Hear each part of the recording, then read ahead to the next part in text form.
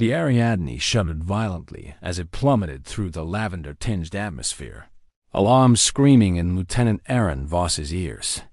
His knuckles whitened around the control stick, while the fuselage groaned and sparks danced across the cracked viewport. Every instinct screamed to eject, but something duty, stubbornness, or perhaps reckless curiosity kept him strapped into the pilot's seat. With a final metal-rending bang, the shuttle slammed into the crimson salt flats, skidding across the jagged terrain as if skidding across shards of glass. Voss's world pitched sideways, then inverted, pain searing through his ribs as if struck by a hammer, and finally came to a jarring halt. The alarms cut out, replaced by an eerie silence punctuated only by the distant howl of wind. For a moment, he floated between consciousness and oblivion. Jagged rock spires, ribbed with crystalline veins that glowed faintly like embers, framed his battered craft. The sky above was a delicate wash of violet and rose, as if the world itself were painted in twilight. His altitude gauge read 0. Atmosphere, breathable. Life signs, non-existent. Faint, if any. He forced his fingers to work the comm panel. "Mayday, mayday, this is Lieutenant Aaron Voss," he rasped. His own voice sounded foreign, hollow. "Shuttle Ariadne, down on unknown planet. Request immediate evac." He toggled the beacon, sending out a pulse of distress. The only reply was static and the relentless wind carrying distant echoes, as though the planet were sighing around him. Gingerly, Voss unbuckled his harness. Each movement sent a fresh wave of pain through his left shoulder and hip. He slid from the cockpit into a swirl of ochre dust. Stepping onto the firm ground, he took in the alien landscape. Dunes of reddish soil interrupted by sharp, crystalline outcrops that refracted the dim light into surreal prisms. No vegetation stirred. No wildlife scurried. The planet seemed deserted, as if it had never known life until now. He activated his wrist scanner. The holoscreens flickered to life, painting numbers and graphs in the dusty air. Oxygen levels stable. Radiation within safe limits. But the life sign detector blinked only emptiness. Nothing living registered within a kilometer of the crash site. Over 3 kilometers, it reported. 0 male biometrics. A chill ran down his spine. Was he completely alone? "Unlikely," he muttered. "Sensors must be glitching." He tested the scanner again, rebooting it twice, but the result was the same. No male signatures anywhere. His breath hitched. He tried to shake it off, perhaps a sensor calibration error, perhaps a transient glitch. He needed to stay focused, gathering what gear he could salvage an emergency rations pack. His geosurvey kit, the handheld scanner, he set out toward the tallest spire in sight.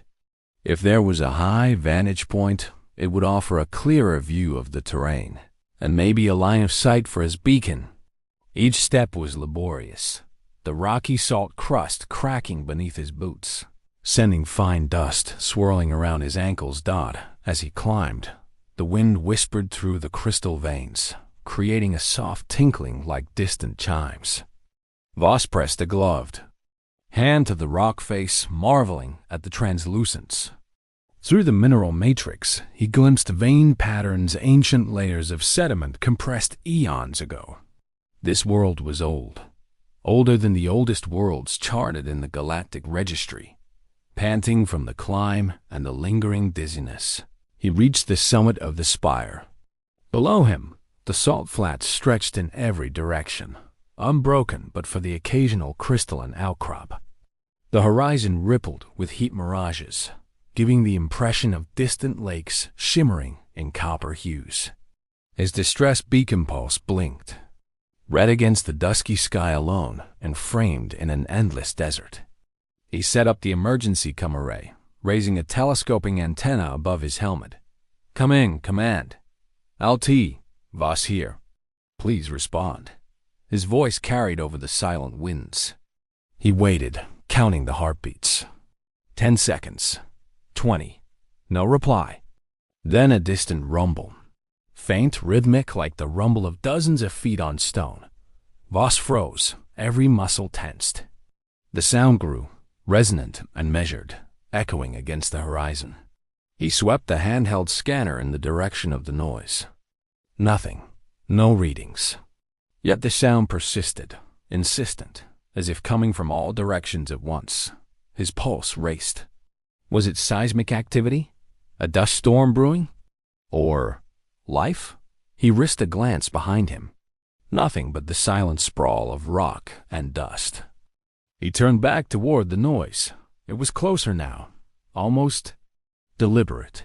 A shard of crystal nearby caught the fading light, refracting it into a beam that sliced across the salt flats. In its brilliance, he caught a movement, something humanoid, slender, gliding across the ground. His heart leapt. He squinted, trying to make out features, but the distance and the light's glare obscured the shape. Instinctively, he reached for his sidearm, but then hesitated. Protocol forbade hostile action without cause. And if the planet truly held intelligent life, he would need to make peaceful contact. Before he could move, the figure effortlessly leapt onto a lower outcrop, its silhouette framed against the lavender sky. Standing there was a woman tall and lithe, her form encased in a sleek exosuit that shimmered with embedded filaments of light. Her hair hung loose, rolling like liquid silver down her back. She drew a small device to her ear and spoke, her voice carrying across the distance without any visible amplifier. "You are trespassing on Eloria," she said, and her words seemed to ripple in the air itself. "Return to your craft." Voss swallowed hard, the enormity of his situation crashing over him. The world was not empty. It was inhabited and by a civilization entirely female. He was truly alone and at their mercy. Lieutenant Aaron Voss's heart pounded as the woman on the spire raised her voice again, her words resonating like a melody across the crystalline plains. He tried to reply, but his voice caught in his throat. Hesitantly, he raised one gloved hand in a gesture of peace. The woman lowered her device. A silent signal passed between her and three others perched on neighboring outcrops. In a fluid motion, they descended, their boots landing softly on the jagged salt crust. Voss could now see them clearly, slender, graceful figures whose exosuits curved to their forms like second skin, each suit aglow with faint, pulsing filaments of sapphire and pearl. One presumably the leader stepped forward.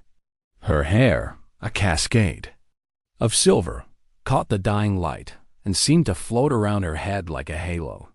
Her eyes, luminous and unblinking, regarded Voss with a calm curiosity. "I am a Lyra of House Sarin," she announced, her voice carrying an undercurrent of authority. "You have arrived without invitation." Voss swallowed. He forced his voice to steady pitch. I'm Lieutenant Erez of the United Earth Fleet. My shuttle suffered critical damage. I come in peace and request aid." Illyra inclined her head slightly, as though weighing his words. Behind her, two figures exchanged whispered words that drifted to Voss in fragments. Alien, stranger, male. The realization struck him with full force. He was an alien, and the only man they had ever seen. Before he could explain further, the whispering spread across the spires like wildfire. From every ridge and crag, dark shapes appeared, dozens of women, each moving with lithe precision. In moments, Voss found himself surrounded on all sides, an island of human flesh encircled by silent observers. Their helmets off now, they revealed faces of striking beauty, high cheekbones, wide eyes in hues of jade, amber, and violet, and skin that gleamed faintly like polished ivory. His breath caught not only from the shock of being observed, but from the realization that none offered hostility. Instead, their eyes reflected amazement, wonder, and something else, something possessive. He felt their gazes map his form as if he were a living specimen. A woman at Voss's left brushed a fingertip against his armored sleeve. He's so soft, she murmured, and the gathered crowd tittered like children at a puppet show. He resisted the urge to recoil. Protocol demanded he maintain composure, but his mind raced. Was this reverent curiosity or something darker? Elira raised her hands, and the murmur fell silent. "This is Voss," she declared, turning to face her people. "He is male. We have none among us. By ancient covenant, a lone male on Eloria belongs to all who dwell here." Voss froze. "Belongs to all?" he echoed, disbelieving. "Surely you can't mean that." A low laugh rippled through the crowd, a laugh devoid of mockery, rich instead with anticipation.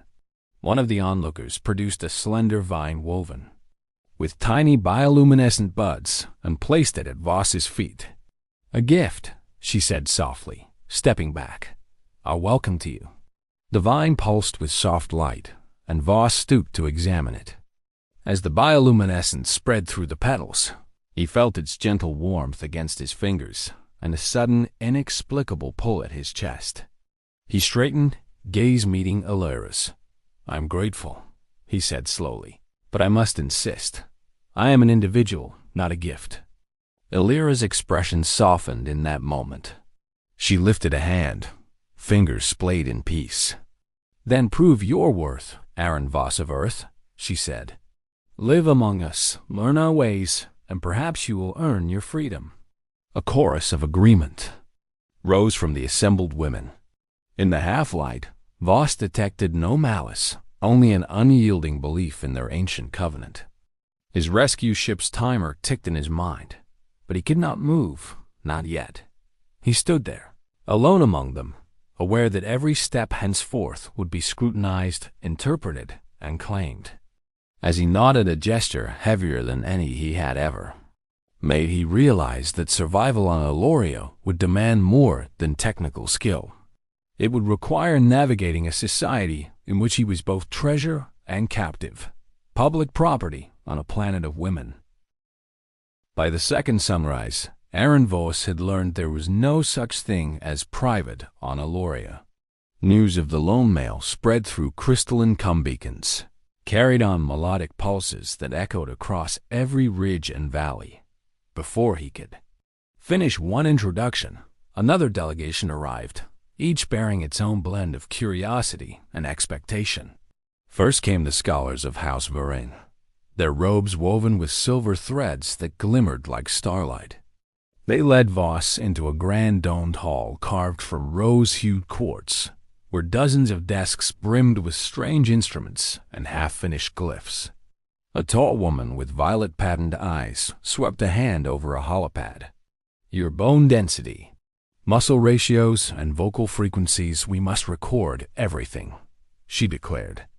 As she barked orders to her assistants, Voss found himself stripped of autonomy, pried by instruments, swabbed for samples, and cataloged as if he were a living archive. No sooner were the scholars done than the artists arrived, House Sillen's nomadic caravan. They painted his portrait in bioluminescent inks that glowed against his uniform, wove intricate tapestries depicting his crash in living thread, and composed ballads about his valiant descent from the heavens. One painter, her fingers stained indigo, traced the line of his jaw so delicately Voss flinched. "Such a strong profile," she whispered. "It must grace our grand gallery." He excused himself, but the gallery's curator pressed a crimson cloak into his hands. His portrait was to be displayed at once. By midday, the warriors of House Tholin rumbled onto the salt flats, their armor ringing like distant bells. They challenged Voss to feats of strength, lifting carved boulders, racing across crystalline bridges, even sparring with electrified staffs. Defeat was not an option, for if he yielded, his captors would claim him as theirs forever. He met each trial with grim resolve, but each victory only fueled their fascination. They hoisted him onto a stone dais and chanted his name in triumph, voices rising and falling like a chorus. All the while, bouquets of luminescent petals, gifts from nameless admirers, piled at the base of his shuttle. Women whispered to him, pressed flowers into his hand, wove his hair into delicate braids laced with glowing vines. Even the wind seemed to carry fragments of their adoration, rustling his uniform with playful urgency. Voss's mind spun under the weight of it all. He craved a moment's respite, a solitary hour to recalibrate, to remember who he was before this world decided he belonged to everyone. Yet each time he slipped away, emissaries found him, a healer bearing soothing salves for his bruised shoulders, a poet reciting sonnets at his feet, a vintner offering crystalline goblets of heady nectar that sent tremors of warmth through him. One evening, as twin moons rose in the violet sky, Voss dared to climb the wreckage of the Ariadne once more, seeking the quiet hum of the engines and the starlit horizon beyond. He activated his personal comlink and spoke into the void voice. Raw. HQ, do you copy? I need an answer. Only static returned. He closed his eyes and let the cold metal support him. When he opened them, Alira stood at the edge of the ramp, watching. Her hair gleamed like distilled silver in moonlight. Her face was unreadable. Isolated again? She asked softly. He hesitated. Could he even admit his desperation? I need space, he said finally. A moment to breathe, to think. On my own. Alira's lips curved into something between sympathy and regret. I understand, she replied. But Eloria does not grant solitude lightly. You must ask. The word landed like a blow. On Earth, no one would have to petition for a breath of air. But here, it was their covenant and his challenge. Swallowing his pride, Voss gave her a firm nod. Then I asked. Alira inclined her head. Tonight you have the desert, she promised, until moonrise's end. As she walked away, Voss felt both relief and trepidation. He descended into the salt flats alone, heart pounding as the chanting of distant revelers faded. Beneath the twin moons, he finally inhaled deeply sweet air, unmarred by expectation. In that fragile silence, he vowed that when the moon set, he would find a way to reclaim not just his freedom, but his very identity. By the time the second moon dipped beneath the horizon, Voss had tasted every flavor of Elorian life. Adoration, curiosity, even gentle pity.